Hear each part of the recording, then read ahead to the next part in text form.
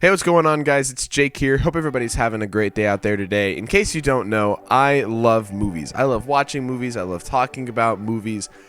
Movies are just my happy place, you know? And one of my favorite ways to support movies, to show my support for movies, to show my love for movies is by buying Blu-rays and 4Ks, as you can see on this shelf behind me. I have a lot of them. And I get a lot of questions from a lot of people, particularly friends, asking why I buy physical media. Like, yeah, they understand that I love movies, but you know, they bring up that so many streaming services exist that like everything you could ever want is on those streaming services. You can watch it whenever you want. Like, why still buy Blu-rays and 4Ks in 2023? And that question has forced me to assess why I buy Blu-rays and 4Ks. What's the appeal of it?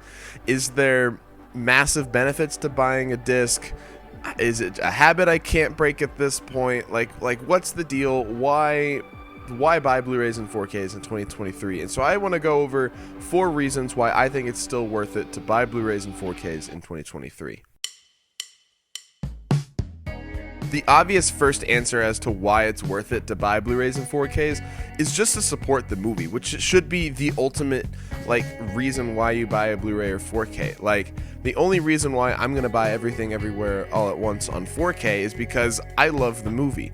Like, that should be the first and foremost reason as to why I buy a movie on disc. I've also just learned a lot about how physical media sales help support the film, how it supports the filmmakers, how it supports the studio that's behind the film, and it just supports the film industry as a whole. There's an interview with Matt Damon I watched where he really goes into how physical media sales really impacted the success of a film, and I'll just let the clip speak for itself. The DVD was a huge part of our business, of our revenue stream, and technology has just made that obsolete. And so the movies that we used to make, you could afford to not make all of your money when it played in the theater, because you knew you had the DVD coming behind the release, and 6 months later you'd get a whole nother chunk. It would be like reopening the movie almost. And when that went away, that changed the type of movies that we could make. In a time where streaming services and digital video on demand is like the standard, buying physical media almost represents a bygone era. But to me, and for at least what I've found, it's one of the best ways to support a film, even beyond going to the theater and watching it. Obviously, theater and box office sales is like, yes, that's the time to support a film. But after its theatrical run, really the best way you can support the film is by buying it physically. And so that's a big reason why I buy a lot of my movies physically, just to support the movie, just to support the filmmakers. Say, hey man, I really liked this movie and I want to buy a copy of it. And I think that's worth it. The second major reason why I buy physical media is consistent access. Now, it's kind of a vague term, I understand that, but with streaming services, stuff is coming in and out all the time, and there's really no reliable access to a movie or a show unless it's an original. I remember when HBO Max first started out, they had like all the Harry Potter stuff on there, they had all this DC stuff on there. It was loaded, and I would still say HBO Max is still loaded with great content and great movies and shows and stuff like that. But I remember within a couple months of HBO Max launching, they were already kicking off big name movies, like big titles off of their streaming services. They were already getting rid of it, and people were kind of pissed about that. I remember hearing that, and it kind of made me happy. I was like, oh man, they're getting rid of The Dark Knight, but I got The Dark Knight on Blu-ray. I can watch that anytime I want. I don't have to worry about that. The same is especially true for Netflix. There's a lot of great stuff that I've watched on Netflix that I've been able to access because of Netflix, but then it would leave at the end of the month, and so I'd want to watch it again, so I'd have to buy it on Blu-ray. And when I have it on Blu-ray, I can access it anytime I want. It's awesome. It's one of my favorite things about having this collection, is that not only is it just supporting the film, but I can watch it as much as I want. I don't have to rent it over and over again. I don't have to hope that it's on Netflix or it's on a different streaming service. Like, I can just watch it.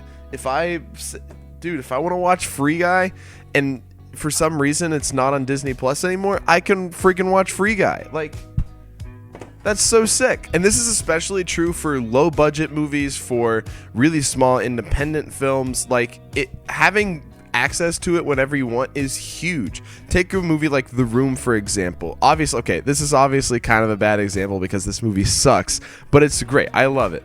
But this movie's not available to buy digitally on iTunes or Amazon or anything like that. Like, I had to like really dig to find it for the first time. I watched some like crappy 480p bootleg of it on YouTube.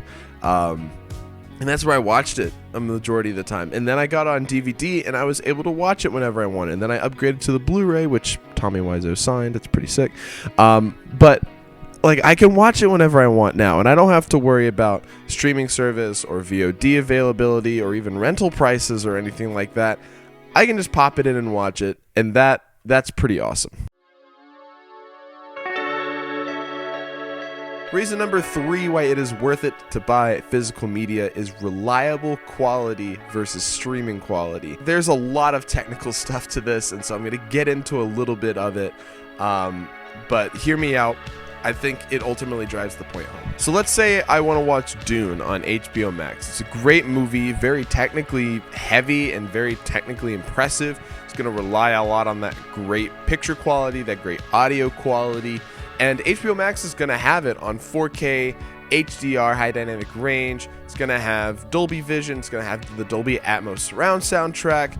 It's going to have all those things that you want in a great home theater setup. But HBO Max is going to do a couple of things to that film with that file that's going to make it a little bit easier to stream from their servers. The first thing they're going to do is that they're going to compress the file down. So what it means is that it's going to have that quality still, but you're compressing down the file size, which means you are losing a little bit of the like definition in each shot and in pixels and stuff like that.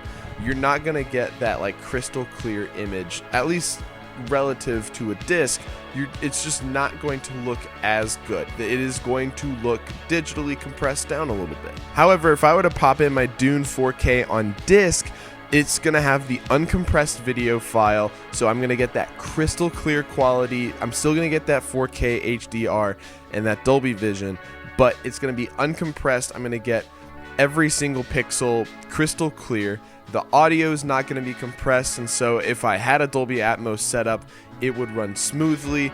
It would be perfect. It wouldn't be uncompressed. Everything would just come through crystal clear, and it would work great. Now, granted, technology is getting better, so that streaming speed, that compression, it is getting better and better, and so it's not affecting the image as much. But when it comes down to it, no matter how great of technical leaps and bounds that a streaming service can have, the disc is just gonna be better every time because you have that raw file imprinted on the disc. It's the way I kind of explain it to people is, say I wanted to show a video that I made to you. I can pull it up on YouTube and it's gonna have that great quality. If I made it in 1080p like I'm making this video in, it's gonna be good quality. It might be compressed down a little bit. You might have to deal with some buffering, but you're still gonna get the point. It's still gonna be great quality. Or I can just show you the raw file. I can just pull up the file on my computer and you're gonna get exactly what came out of my editing software.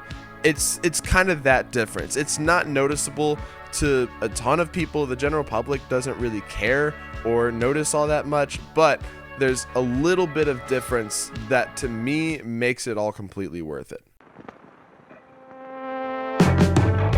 The final reason why I think buying a movie physically is worth it is just for the joy of collecting something. You know, everybody has some sort of hobby or something they enjoy doing that means a lot to them that might not have the biggest mass appeal to the general public. And a lot of people have collections that fit that criteria. Some people collect quarters or pennies, or some people collect seashells or different types of rocks or minerals. Some people collect video games and books. For me, that's movies. And for all of those people, there's some sort of like personal connection that kind of draws them towards that. For movies, for me, it's storytelling. Storytelling and characters are what draws me into movies. I love hearing stories, and I love seeing how those stories translate visually to a film, and how it works with audio and stuff like that. It's such an amazing art form, and I love movies so much. And I think movies are just one of the most dynamic art mediums out there. I think it's so cool. Yes, it does provide consistent quality. Yes, it does provide reliable access. Yes, it does support the film. Yes, the artwork on these are awesome, and I love displaying them, but at the end of the day, it just all stems from a love of movies. And I love movies. I love storytelling through film. I think it's such a powerful art form, and I think it's worth collecting. You know, this goes for anything that people collect. If you've got something that you like collecting, awesome. Collect it. It's so fun. It's really fun getting to like curate a collection and to just like get to invest time and even finances into a collection. And I don't want to talk about how much money I've spent on this. But if it's something you're passionate about, if it's something you love, and it's something you really care about, it's going to be worth it. And the money and the time that you put into it is going to be worth it. And that's why I think collecting physical media in 2023 is still worth it. Thanks for watching.